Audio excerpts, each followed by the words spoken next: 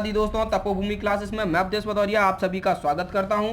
दोस्तों आज हम वो 5 प्रश्न, आज के गणित के 5 प्रश्नों को सॉल्व करेंगे जो मैंने आपको व्हाट्सएप ब्रॉडकास्टिंग के थ्रू भेजे थे। आप में से कई लोगों ने इनके सही जवाब दिए।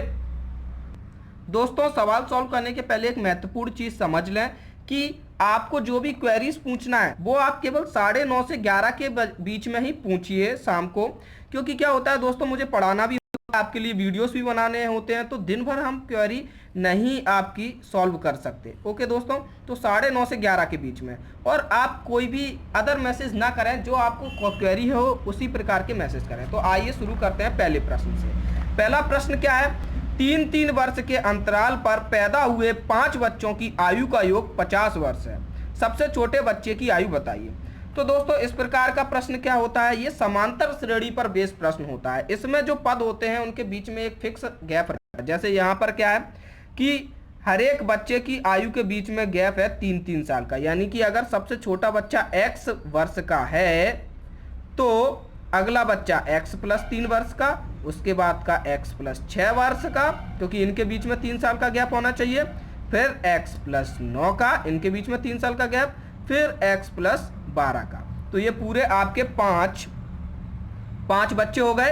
अब इन सब का जोड़ कितना हो गया, 50 वर्ष। ऐसा सवाल में दे रखा है तो हम अब इनको जोड़ देंगे। कितना हो गया अपना 5x प्लस इसको जोड़ा है 6 × 9 18 12 30, ये 30 हो गया दोस्तों, बराबर 50। तो हमने निकाला 5x बराबर 50 माइनस 30, 30 इस तरफ गया, तो 5x बराबर हो गया 20 के, यानी कि x बराबर 4 वर्ष। यानी कि जो सबसे छोटा बच्चा है वो 4 साल का है, उसके बाद 7 साल का, 4 में 3 जोड़ेंगे, उसके बाद 4 में 6 जोड़ेंगे, 10 साल का, इस प्रकार से, और सबसे बड़ा बच्चा 16 साल का है। तो हमारा आंसर क्या हो जाएगा, 4 साल। जिन लोगों ने 4 साल कहा है उनका सही है। अब देखते हैं अगला प्रश्न। अगला प्रश्न क्या कह रहा है कि समीर व आनंद की वर्तमान आयु का अनुपात 5:4 है। यदि 3 वर्ष बाद उनकी आयु का अनुपात 11:9 हो जाता है तो आनंद की हमको वर्तमान आयु बतानी है। दोस्तों इस प्रकार के प्रश्नों को सॉल्व करने के लिए, आयु पर आधारित जो अनुपात के प्रश्न हैं, इनको सॉल्व कराने के लिए मैं आपको एक अलग से वीडियो लेक्चर भी डालूंगा, लेकिन ये सिलेबस खत्म हो जाने के बाद। अभी आप यहाँ पर देख लीजिए कि इसको किस प्रकार से सॉल्व करना है। देखिए सबसे पहले क्या दिया गया था, समीर और आनंद, इनकी वर्तमान आयु का जो अनुपात है वो कितना दिया गया है, 5:4 दिया गया है। ठीक है दोस्तों, तो हम लिख लेते हैं 5:4 इस तरीके से। 3 वर्ष बाद कितना हो जाता है, 11:9। 11:9 ये कितने वर्ष बाद हो जाता है, 3 वर्ष बाद। दोस्तों इसको हमेशा अनुपात के हिसाब से हमको करना है। कैसे करते हैं, एक चीज तो आपको पता होगी, मान लीजिए आपका बड़ा भाई आपसे 2 साल बड़ा है, तो वो हमेशा जिंदगी भर 2 साल बड़ा ही रहेगा। आपसे 3 साल या 4 साल बड़ा तो हो नहीं जाएगा। यानी कि जो गैप रहता है, चाहे जितने साल हो जाएं, 2 लोगों के बीच का आयु में जो गैप रहता है वो हमेशा सेम रहता है। तो यहाँ पर हम अनुपात के हिसाब से करते हैं, इनको हम यूनिट मानेंगे। तो देखिए यहाँ पर गैप कितना है, समीर और आनंद की आयु में 1 का, इसको 1 यूनिट कहेंगे, इसको भी यूनिट कहेंगे। और यहाँ पर कितने का गैप है, 2 का, 2 यूनिट का गैप है कि नहीं। तो दोस्तों अगर हम इस गैप को बराबर कर लें, यहाँ 2 का है, यहाँ 1 का है। अब देखो हम बराबर कैसे कर पाएंगे, हमको पता है अगर कोई चीज दी है इस तरीके से 1:2, अगर हम दोनों तरफ 2-2 का गुणा करते हैं तो 2:4, इन दोनों में कोई अंतर नहीं होता, ये दोनों एक ही बात है। इसी प्रकार से अगर 3 का गुणा करते हैं तो 3:6, ये भी एक ही बात है। इन सब का मतलब 1:2 ही होगा कि नहीं। इसी प्रकार से अगर हम इसमें दोनों तरफ 2 का गुणा कर देंगे तो ये हमारा नया अनुपात कितना हो जाएगा, 10:8। ये भी इसी के बराबर होगा। हमने ये किया क्यों, हमने ये इसलिए किया क्योंकि हमको यहाँ 2 यूनिट दिया था अंतर, और हमको पता है कि आयु में जो अंतर होता है वो हमेशा सेम ही रहता है। तो यहाँ भी अब 2 यूनिट हो गया।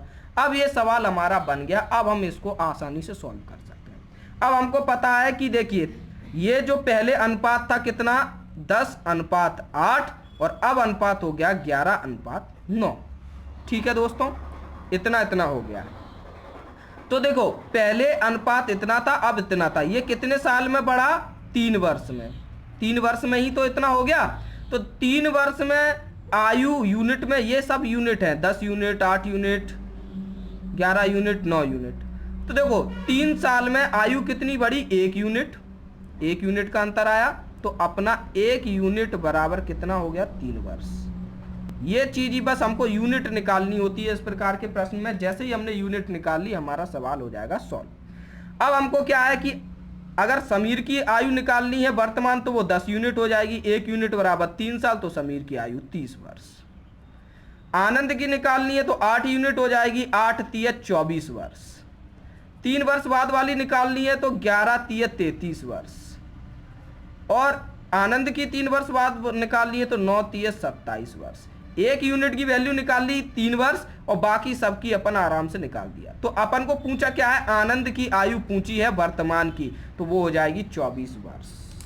तो आनंद की वर्तमान आयु हमसे पूछी थी, वो हमने निकाल ली 24 वर्ष। दोस्तों हो सकता है इसमें आपको थोड़ी बहुत दिक्कत हो रही हो, इसके लिए हम एक स्पेशल चैप्टर डालेंगे। पूरा 1 घंटे का लेक्चर रहेगा, जिसमें पूरी तरीके से बताया जाएगा कि अनुपात वाले प्रश्नों को यूनिटरी मेथड से कैसे करते हैं, एक एक नियम से कैसे करते हैं। अब देखते हैं अगला प्रश्न। ये सरल प्रश्न है, एक निम्न में से कौन सी अभाज्य संख्या, लेकिन पेपर में डायरेक्टली इस प्रकार के प्रश्न आ सकते हैं। कैसे आएगा कि डायरेक्टली अभाज्य संख्या कौन सी है? तो दोस्तों अभाज्य संख्या आप लोगों को पता ही होगी, ऐसी संख्या जिनके केवल 2 ही गुणनखंड होते हैं। एक तो वह संख्या स्वयं और दूसरी 1। ये 2 ही गुणनखंड होते हैं, उसको कहते हैं अभाज्य संख्या। सबसे छोटी अभाज्य संख्या होती है 2। ठीक है दोस्तों, ये चीजें महत्वपूर्ण है आपको याद रखने की। सबसे छोटी अभाज्य संख्या 2, फिर 3, 5, 7, इस तरीके से 11 बहुत सारी अभाज्य संख्या होती हैं। हमको 1 से लेकर 100 तक की अभाज्य संख्या लिख लेनी चाहिए और हमेशा याद रखनी चाहिए। ठीक है दोस्तों, और एकमात्र सम अभाज्य संख्या 2 होती है। ये परीक्षा की दृष्टिकोण से महत्वपूर्ण है। ये पूछ देते हैं कि एकमात्र सम अभाज्य संख्या कौन सी है, एक ऐसी सबसे छोटी अभाज्य संख्या कौन सी है। बहुत से लोग 1 लगा देते हैं या 3 लगा देते हैं, जो कि गलत है। 2 होती है सबसे छोटी अभाज्य संख्या। 1 को इकाई कहते हैं, ना तो भाज्य में गिनते हैं ना ही अभाज्य में गिनते हैं, क्योंकि इसका एक ही गुणनखंड होता है 1। ठीक है, इसको इकाई कहते हैं, ना भाज्य में गिनेंगे ना अभाज्य में गिनेंगे। तो दोस्तों यहाँ पर देखें 31 कौन सी अभाज्य संख्या है? नहीं, यहां पर थोड़ा क्वेश्चन अलग होगा कि कौन सी अभाज्य संख्या नहीं है। ठीक है, तो देखो 31 ये अभाज्य संख्या है, इसका कोई गुणनखंड नहीं है। 61 ये भी अभाज्य संख्या है। 71 ये भी अभाज्य संख्या है, इसका भी कोई गुणनखंड नहीं है। 91 देखिए 13 7 91, 13 7 91, यानी इसके गुणनखंड कौन कौन हो जाएंगे? 1 हो जाएगा, 7 हो जाएंगे, 13 हो जाएगा, 91 हो जाएगा। इस तरीके से इसके गुणनखंड हो जाएंगे। तो इसके क्या है, ये इसके गुणज हो जाएंगे, तो ये अपना आंसर हो जाएगा।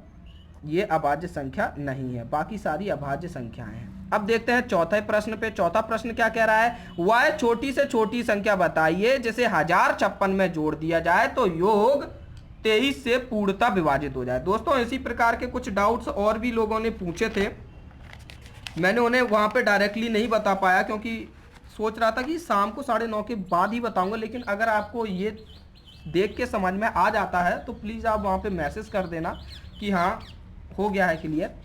अब देखते हैं, देखो चौथा प्रश्न क्या कह रहा है कि वह छोटी छोटी संख्या बताओ जिसे 1056 में जोड़ दिया जाए तो योग 23 से पूर्णतः विभाजित हो जाए।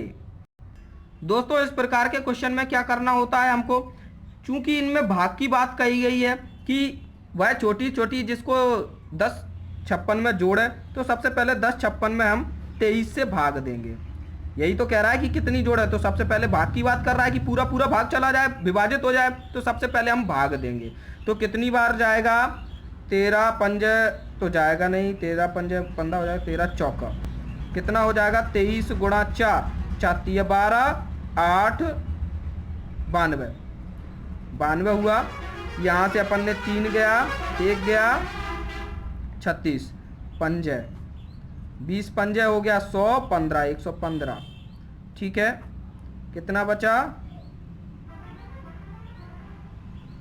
9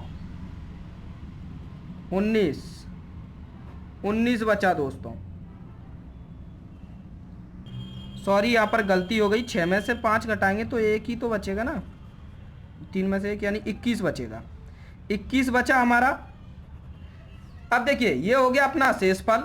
अब देखो इस प्रकार के प्रश्न को सॉल्व करने में के लिए क्या जरूरी है, अब वो क्या कह रहे हैं कि 1056 में सबसे छोटी संख्या ऐसी कौन सी जोड़ दें कि 23 से पूरा भाग चला जाए। दोस्तों अगर ये शेषफल 0 रहता तो हमारा पूरा पूरा भाग चला जाता, या फिर ये शेषफल 23 हो जाता, 23 तो पूरा पूरा भाग चला जाता एक बार, यानी शेषफल फिर से 0 हो जाता।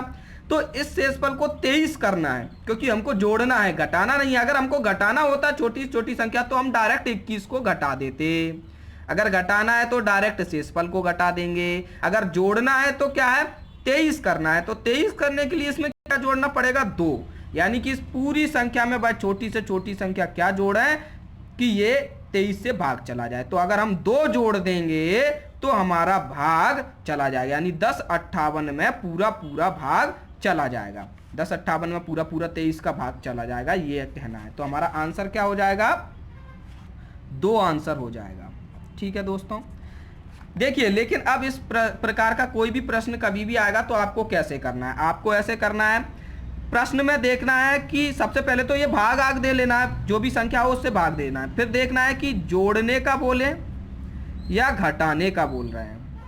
अगर दोस्तों घटाने का बोल रहे हैं तो बहुत सिंपल है, जोड़ने का बोल रहे हैं तो भी सिंपल है।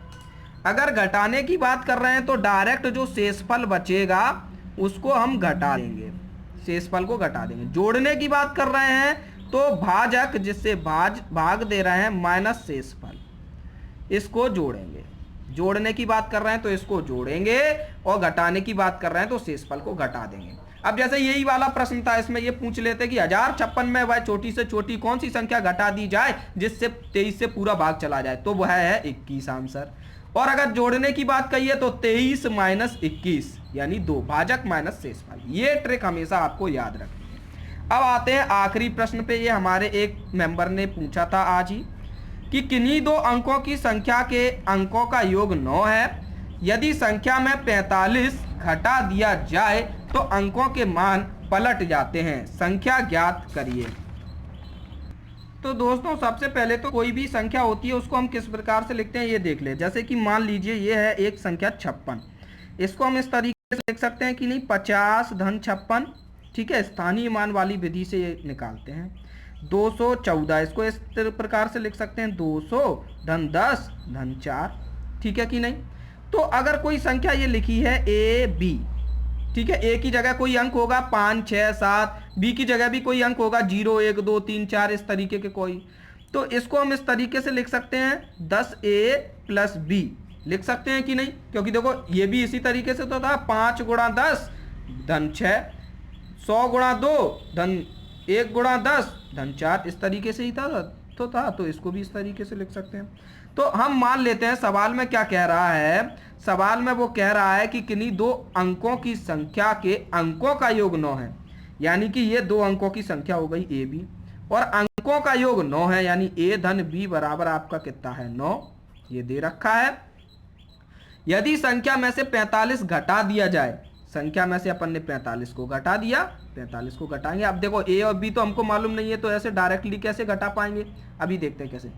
तो अंकों के मान पलट जाते हैं, संख्या बताइए। तो अंकों के मान पलट जाएंगे, तो सबसे पहले इसको सही तरीके से लिखते हैं। ए बी को कैसे लिख सकते हैं 10a प्लस बी, तो इसको कैसे लिख सकते हैं 45 को लिख सकते हैं 40 धन 5, ठीक है। अब अपन घटाना घुटूनी कर देंगे, ठीक है, या फिर केवल 45 ही लिखे रहो, इसको कोई दिक्कत नहीं, ठीक है।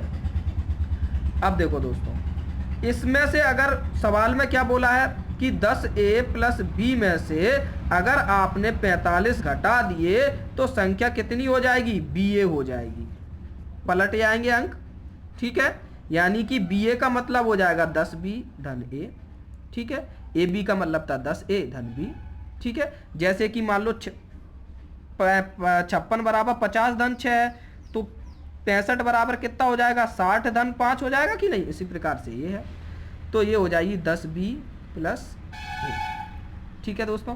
अब यहाँ से आप सॉल्व करेंगे इसको तो कितना आ जाएगा, देखो जल्दी जल्दी सॉल्व करते हैं इसको। यहाँ लेके आओ 9a इसको यहाँ लेके जाओ -9b, वहाँ इसको लेके जाओ 45।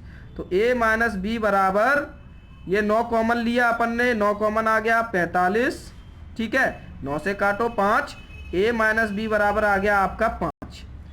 और यहाँ पर ये एक चीज दे रखी थी पहले से ही, इसको समीकरण 1 बोल दो, a प्लस बी बराबर 9 दिया है। तो ये दो इक्वेशन आ गई, काटा कूटी करी अपन ने, तो कितना आ गया, a बराबर आ गया 7, सॉरी ये 5 9 कितना हो गया, 16 हो जाएगा, 14 ही होगा, 14, 7 आ गया। और इस 7 का मान समीकरण 1 में रख दो, a माइनस 7 बराबर 5। तो a बराबर कितना आ जाएगा, सॉरी गलत लिख गया, 7 माइनस b बराबर 5। तो b बराबर आ जाएगा 2। तो अपनी जो संख्या होगी वो क्या थी, ab, अपनी संख्या थी ab। तो ab कितनी आ जाएगी, 7 2 72 आंसर आ जाएगा अपना। ठीक है दोस्तों, तो अपना आंसर हो जाएगा कितना, 72। अब दोस्तों देखो, इतनी लंबी प्रक्रिया करने से अच्छा क्या था, हम इस तरीके से कर लेते, यहीं पर देख लेते। सबसे पहले ऑप्शंस देखते कि क्या कह रहा है कि किन्हीं दो संख्या के अंकों का योग 9 है तो अंकों का योग सभी में 9 हो, यानी सारे आंसर हो सकते हैं। फिर उसने बोला यदि संख्या में 45 घटा दें तो अंकों के मान पलट जाते हैं, यानी अंक एकदम उल्टे हो जाते हैं। तो 45 घटाने के लिए 45 से बड़ी संख्या होनी चाहिए, यानी ये 36 गलत हो गया और 27 भी गलत हो गया। ये 45 से छोटी है, 45 घटेगा कैसे इनमें से, माइनस में आ जाएगी संख्या, पलटेगा तो है नहीं मान। अब देखो 63 में 45 घटाएंगे तो कितना आ जाएगा, 36 आना चाहिए क्या, 36 नहीं आएगा, तो ये गलत। 72 में अगर हम 45 घटाएंगे तो इसका जस्ट उल्टा 27 आ जाएगा, तो इसको अपन आंसर कह देंगे, तुरंत अपना आंसर आ जाएगा दोस्तों। ठीक है दोस्तों, इसी प्रकार से अगर ऊपर वाले क्वेश्चन में आपको कुछ भी समझ में नहीं आ रहा है तो आप क्या करेंगे कि देखो यहाँ पर ये जोड़ के देखेंगे एक बार कि पूरा पूरा भाग जा रहा है कि नहीं, इसमें ये जोड़ के देखेंगे जा रहा है कि नहीं, इसमें भी जोड़ के देखेंगे। इस तरीके से आप देख के भी चेक कर सकते हैं। अभाज्य संख्या का आपको मालूम ही है, समीर आनंद की आयु आप कर ही चुके हैं, ये भी समांतर श्रेणी का क्वेश्चन है। तो दोस्तों अगर इसमें आपको कोई भी दिक्कत हैरानी परेशानी है तो आप प्लीज़ कमेंट बॉक्स में बताइए। धन्यवाद, जय माता दी।